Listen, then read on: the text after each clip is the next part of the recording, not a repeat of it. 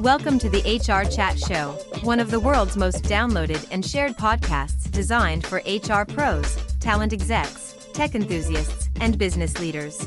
For hundreds more episodes and what's new in the world of work, subscribe to the show, follow us on social media, and visit hrgazette.com. Hello, I'm Pauline James, CEO of Anchor HR and Associate Editor of the HR Gazette. I'm pleased to be back for another conversation as part of the Next Chapter series. For too long, careers have been framed as if they peak and then they wind down. But life doesn't follow a script, and neither should our work. The next chapter explores the choices and possibilities that emerge as we continue to shape our careers and lives. For some, this stage is about continuing to grow and pursue new ambitions. For others, it may be about reinventing, giving back, or spending more time with family and community. There is no single path, and that is the point.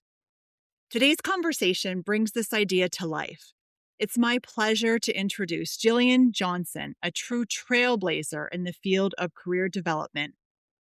With more than 45 years of experience, Gillian has shaped the profession in Canada and abroad as an educator, counselor, and leader. She founded the Career and Work Counselor Program and the Career Development Practitioner Certificate at George Brown College. Gillian has been instrumental in advancing professional standards, helping to develop both the National Competency Framework and the National Code of Ethics in the career counseling field. Her impact extends internationally. She created the first Bachelor of Education in Career Advising and Counseling in the United Arab Emirates, opening new doors, particularly for women in the region. Gillian's remarkable contributions have been recognized with the Etta St. John Wellman Award and the 2025 Stu Conger Award for Leadership. Gillian, thank you for joining us today. Your career has been dedicated to assisting others as they navigate their career journey through the ups and downs of the labor market and a changing society. What has sustained your commitment and passion over a career spanning almost 5 decades for this work? Well, it's 48 years now in this field, and it is my goal to make it to 50. The thing that keeps me going is what drew me to the field in the first place. I had worked in other kinds of helping professions for about 7 years before I found this one. And the difference for me was that in career development, I really saw hope. I saw that it prepared people for the future. It gave people the tools to have agency over their own careers, therefore their own lives. And I felt that it was really a tangible way to make a difference. There's all kinds of ways for us to make a difference in this world. And this was the way that has worked for me, that I still believe through ups and downs of the labor market, as you said, the need for career development is always there. People's need to find a sense of purpose. If we think about Maslow, beyond the basic needs of shelter and food and safety, once we have those, then we can actually start thinking about, so what does life mean for me? And I think that helping people to know themselves well, to see the future of the labor market, and equipping people with the tools to be able to manage their career across the lifespan is just a fabulous thing, and it keeps me excited. We often hear the question, what advice do you have for those early in their career? But I'd like to flip our conversation today and focus on those who are further along. What do you see shifting or changing? And are there trends that you see in key motivators or a shift in considerations? Well, I think so much can change, and it's a very individual thing. But I think one of the things that has really changed, probably since I entered working in 1970, is this notion that we have choice and you can stay doing what you want. You can change your career. You can decide to retire early. All of those things are possible now. Whereas that linear way we used to look at career, that by this time you should be here. I think that on the one hand gives lots of possibilities for people. And for some, of course, that is scary. I think as we move through life, as we age, gain wisdom and grow, the key for me is to never stop being curious and never stop growing. when opportunities come, give them a shot. Think about it. How big a risk is this really? Will the world end if I don't make this? And one of the things I think is hard for many people, including me, is that notion of making mistakes. If I make a mistake, it's drastic and there's no coming back. And I do think that with the uncertainty of the labor market and with the covenant between employer and employee having changed drastically since the 80s, I think it does offer some freedom to people if they're willing to take it. And so just because you're mid-career doesn't mean you couldn't be setting goals for yourself. I graduated with my master's the year I turned 50. Things are possible. If your job is sapping the life force out of you, you need to leave it. You need to do something different. Whether it's the space, whether it's the job, whether it's the management, it doesn't matter. But to know that one's well-being is far more important than anything. And if you are feeling good inside yourself, then whatever you do, it will be good. Thank you, Gillian. I appreciate that. And the reality is people have economic limitations and it can be harder to carve out that energy. It's also so important that we feel that we deserve an environment that we can thrive in. Well, if you will, in social learning theory, one of the things we talk about from the cognitive sense is challenging those beliefs that hold us back. And I remember one time in my career, I was going to make a big decision. I was a single parent. I had a full-time permanent job with the government, but I was extremely unhappy. And it was affecting all parts of my life. And a friend drew me a picture of a line that goes, and then there's a big chasm, and then the line goes the other side. And he said, here you are on this side, and that's where you want to be. And here is the chasm of uncertainty. What is that? And I thought, it's about financial security as a single parent. And then he said, what makes you think that you would not get a job with financial security? And he was right. I was tied into thinking, you never leave a really good, well-paying permanent job. And so I had to confront my issue around this, that if I left, I would never be, all these gigantic nevers, always, no one, that I wouldn't be successful.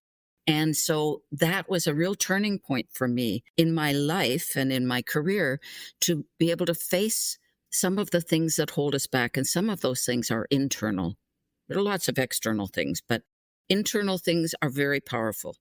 Such a wonderful example, Gillian, that I think many of us can relate to, even if our stories don't directly match. And I'm appreciative of that.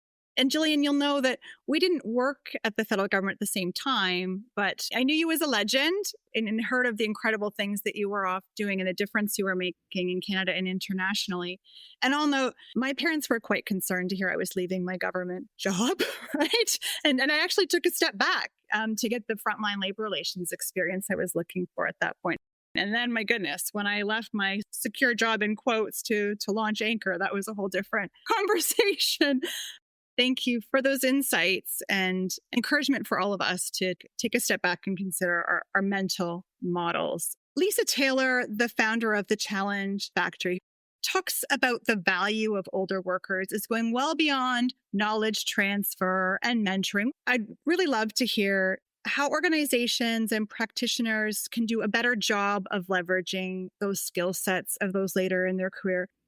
Well, first of all, the work that Lisa and Challenge Factory are doing is fantastic. It's groundbreaking work and shifting mental models right there, just what you were talking about. For older workers, sometimes I think, as again, mental models that organizations, perhaps individual managers, start to think that maybe this person doesn't have much to offer. I'm going to invest in the younger worker and I'm not going to give as much attention to this person. They do their job. I don't need to invest in them. And yet we know that we are constantly learning all those old theories about you stop learning after about the age of 40 or something. Well, that's bunk. And of course, in today's labor market, if you are not continually expanding your knowledge, your tools, whatever it is you do, you may as well get out of the way. And some people don't want to, and that's fine. But for those who do, there needs to be that opportunity of no big assumptions that just because somebody's 55 and has been here for 20 years, that they aren't interested. And even if perhaps they don't want more responsibility, but would they like a little shakeup? Would they like a little change, a little challenge? Somewhere where they could not only offer some of the things they've learned over their tenure, but rather learn new ways too. And sometimes I find for myself, I have to unlearn some things before I can learn something new.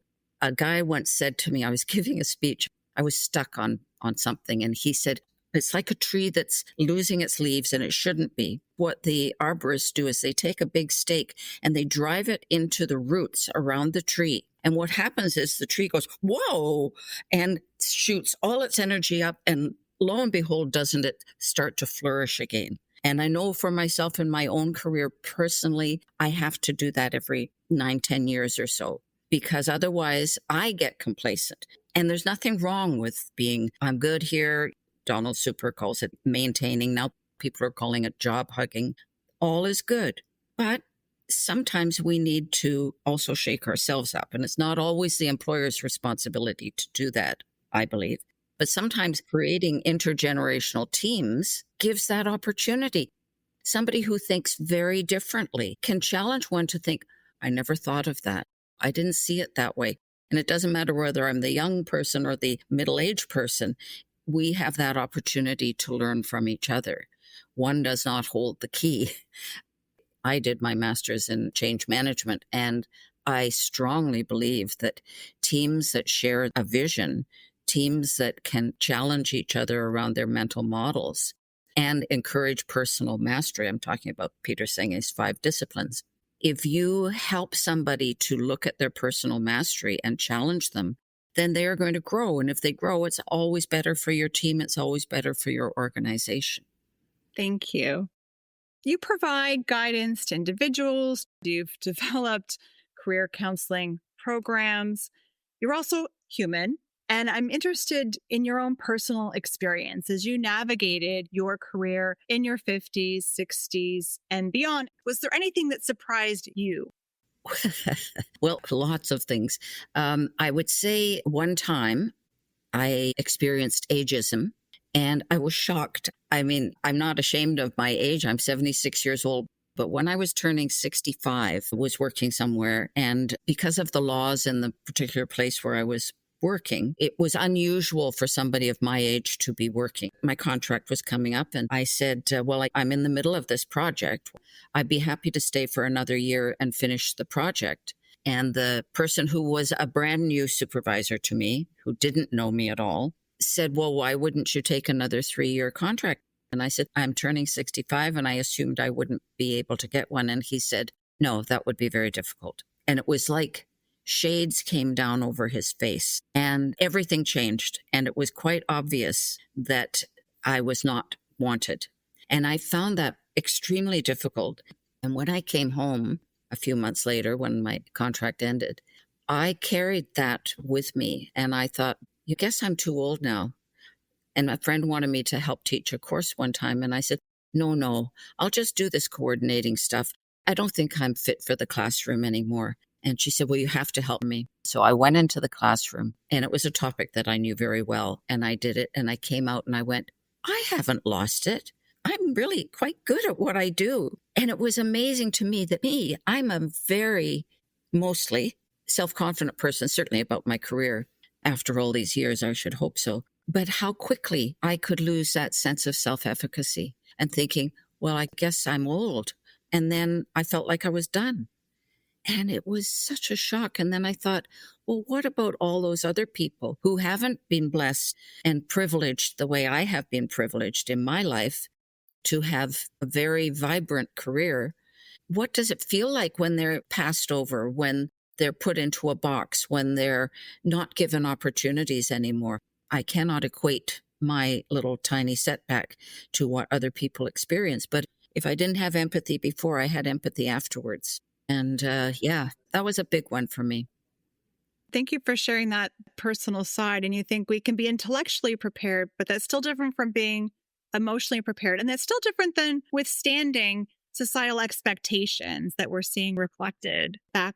Gillian, I also welcome specific advice you would have for leaders who potentially they've been avoiding discussions with those later in their career. They're not sure, should they be asking? Welcome your guidance on how you would suggest they approach that conversation.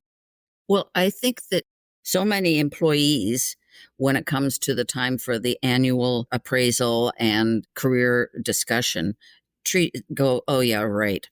Like they really mean it. But if the leader really means it and says, look, I don't want to make any assumptions about what you want for yourself. I need to hear from you, the individual. And that doesn't matter what age the person is or where they are in their career. Where is that person now? What is feeding them? What do they need to continue to thrive? What would they like to see differently? And it's only if one can get out of one's own ego, and we all have them, to be able to ask humbly and genuinely, what's working for you and what isn't? What would you see yourself doing over the next few years? How would you like to continue to be in this organization? What would make a difference? There will be little gems in there. There may be things that are impossible, but at least you get an idea of where the person is. And if somebody feels safe enough to be able to tell their truth, then that's pretty remarkable. It's a gift, right, that you give. It could simply be, I would love to be able to take a course during the daytime and finish up my work later at night, for instance. Just things like that. Okay, that could be done, right? You could accommodate. So things don't always look like we expect them either side of that table. But if we don't ask, we'll never know. And if you always do what you've always done, you'll always get what you've always gotten. And that's it. Everybody has to be able to think slightly outside the box and open ourselves to possibilities. And if somebody says, no, I'm just fine. This is great. I've got my plan, 4 years, happy to work hard. And certainly there were lots and lots of studies done showing that if the employer supported staff development, gave them opportunities for growth, and they leave, they are still ambassadors. You become an employer of choice because everybody knows you develop your staff. And think about the older worker. If you have ceased developing them, that's maybe when they're looking around to see where else could I go. Or quit and stay. Quit and stay, yeah. And it is a two-way street. I was thinking about it this morning over my own career. How did I get noticed? Because I would get offered, oh, hey, do you want to do this special project? And even sometimes things that scared the you-know-what out of me, I would say yes. Now, why did I get noticed? Because I said yes, because I was willing, and I've always been somewhat outspoken, apparently. And, I know a lot of people don't have that opportunity or don't feel that they do. But you do need to. You need to be seen. And people who are seen get opportunities. Okay, so maybe you don't take them all, but you just start taking opportunities and whole worlds unfold. That'll be too much extra work. I don't want to do that on top of what I'm already doing. Think about it. Will that get you to something else? Both sides have to be curious and have to take some risks in order to make it work for all involved. Thank you. We think of situations where there's economics and realities to how much flexibility we have in the moment. But I also think about setting ourselves up for letting our employer know that I'm feeling that I have a lot to offer, that I want to continue to grow, I want to continue to contribute.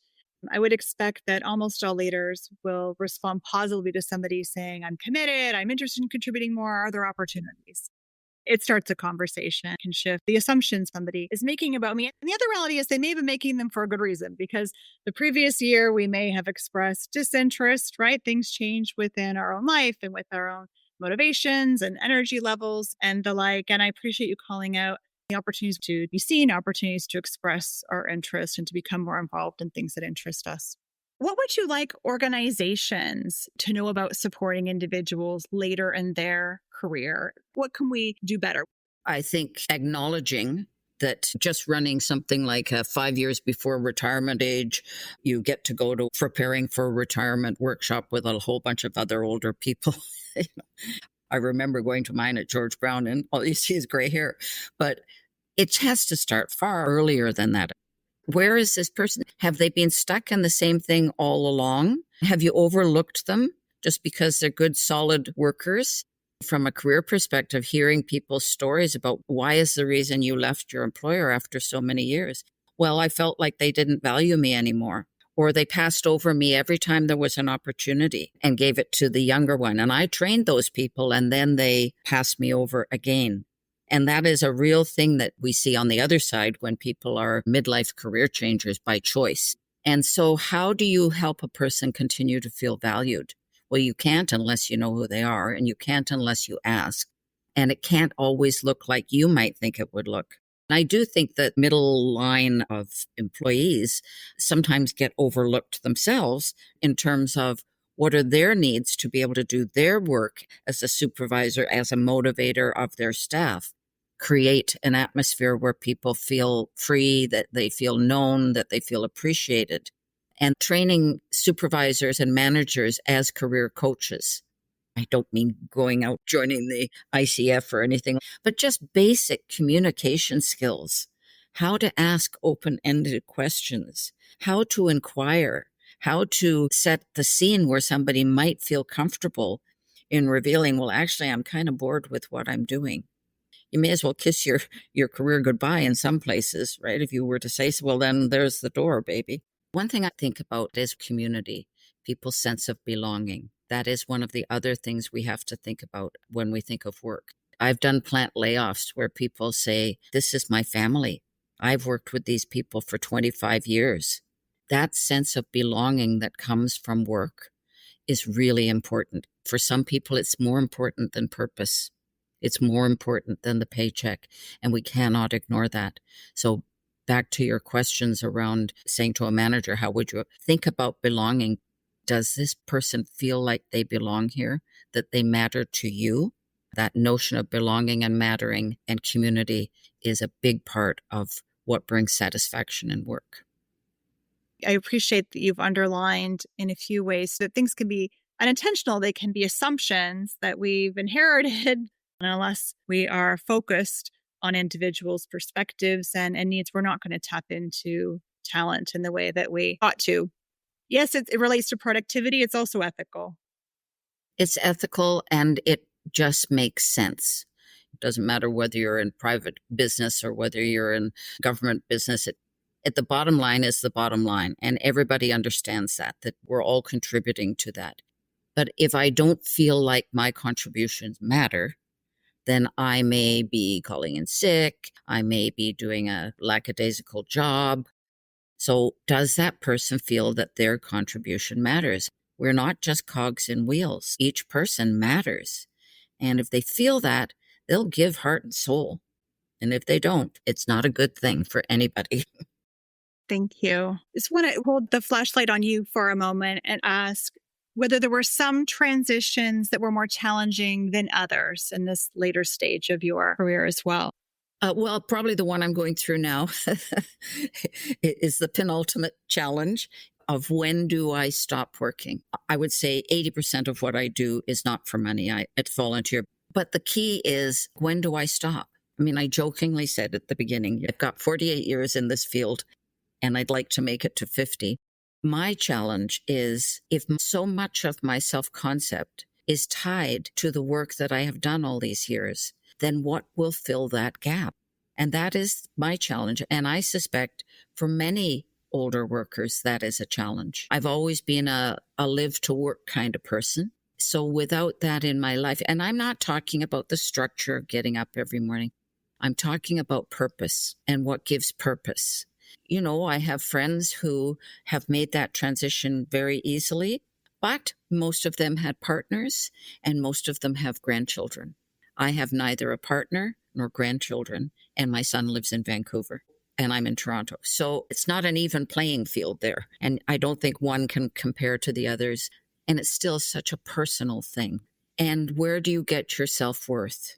And I'm not suggesting that all my self-worth is tied up with my career, my belief in this particular profession. And so that's the challenge for me. And I suspect for a number of people leaving work, that's the challenge. Gillian, I appreciate your candor. Do I need to retire? What will fill the gap if I do? I also welcome any insights you have to share, given your expertise and experience on the framework that you are approaching your own decision with? Well, it's interesting because, of course, I teach transition theory and I think about transition a lot. So I think for myself, again, my personality is an introverted personality, so I do tend to ruminate. For me, I'm trying to just trust my intuition. I also know that sometimes I have to stop doing something to make space within me for something else to come. So I'm not looking necessarily for a plan for what I will be doing. It's more about how can I let go of what I have been doing.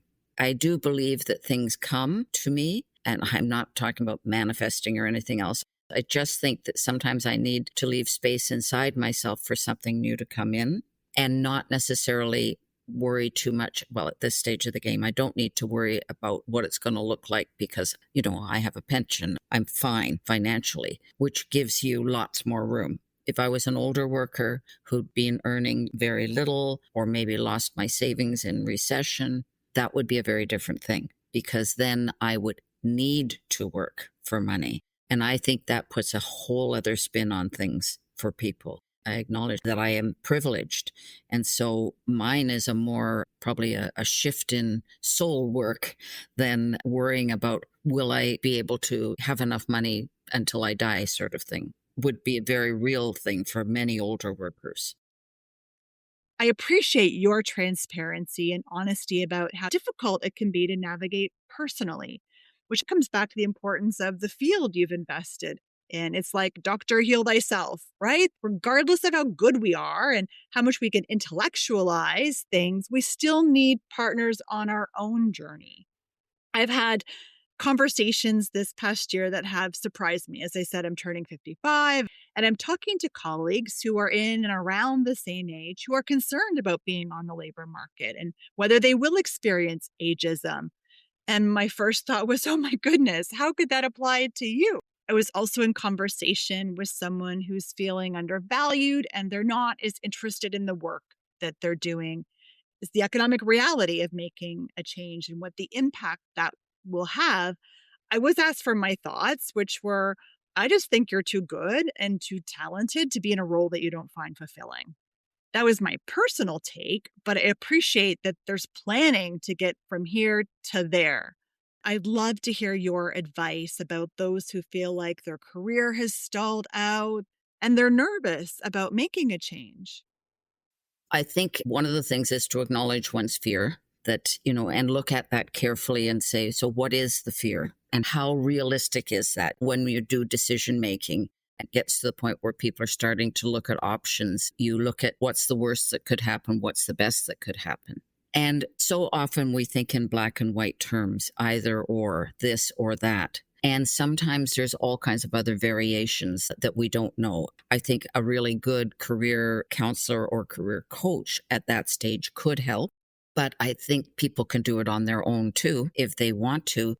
But first facing up to what is it that makes me unhappy and what is it that is keeping me in this space? And once you can answer those, then it's about, okay, so what would make a difference? Is it something that could be satisfied outside of work so that gives that renewed energy that they can bring into work that perhaps has got stale? Or is it the actual work itself? And so then what else could happen? Some people do side hustles just to get them the energy or to build a network or whatever it may be. I think finding mentors. I remember years ago, Barbara Scher, who was quite a leader in our field, talked about having a board of directors of people who would give you feedback, cheer you on and give you support. There's always opportunities. And it might not look like what you think, but you'll never know until you start exploring. So when we say to people, do some networking, it's not necessarily to land you a new job, but just be even to think about something different. What you're doing right now of recording people like me talking, you never know when that listener is going to hear one thing and think, oh, I could try that. And I think helping people to feel curious about their possibilities, not expecting it will be exactly maybe as their dream is. What was it Gillette called it? Living with positive uncertainty. Creating opportunities for oneself and persevering. If it doesn't turn out right the first time, doesn't mean that you shouldn't try something else. What did you learn? What are you learning right at this moment? How is that guiding where you're going in your life? What do you still have to learn? We have to be humble with ourselves too. Love that idea of a board of directors, of paying attention to what makes us curious and really keeping that light alive. Gillian, we noted in the discussion that people have different levels of privilege and economic realities. Some individuals are not in a position to retire. And to me, again, that comes back to just the ethics around engaging with them meaningfully, because they are in the workplace for a reason. They have skills. And I welcome your perspective on the little things that we can do to facilitate more meaningful participation in the workplace. A friend of mine, Candy Ho, had a post up recently on LinkedIn, and she called it rewirement instead of retirement, which I am going to adopt. I'm rewiring. I hear from many people out in the field that they are getting older and older workers coming in looking for work. People who did retire and are now coming in for work. And yes, there are people who are coming in because they're looking for a sense of purpose. But there are a number of people who are coming in because they need to work for the money. And I think for many of the career practitioners, the challenge is hitting their own assumptions about this 78-year-old who is saying, I would like to go back to work, and thinking, well, nobody's going to hire them. And I think if we think that, then what chance does this person have, right? So that notion of going back to looking at, well, we know what the motivation is for work. How much do they need to work? What typical exploration stuff that we would do with a younger worker or a middle-aged worker around, who are you? What do you bring? And then if we have to add in the physically, what can you do? And really starting sometimes from scratch. For some people, this is a real thing. And so I think the open-mindedness about maybe that person can't do what they did before, and whether they're still an employee or they're an unemployed person, but what could they do now? What would fill those needs, both the financial, but other needs? And how many hours could they work? All those things that we would do with any worker around helping them to choose next steps, but not assuming that just because they're old that they cannot earn money. They could do jobs that other people wouldn't want to do, part-time jobs. And that might just be all they need to supplement what they have, because the cost of living, as we know, just goes up and up and up. And depending where you live, it's very hard for some people.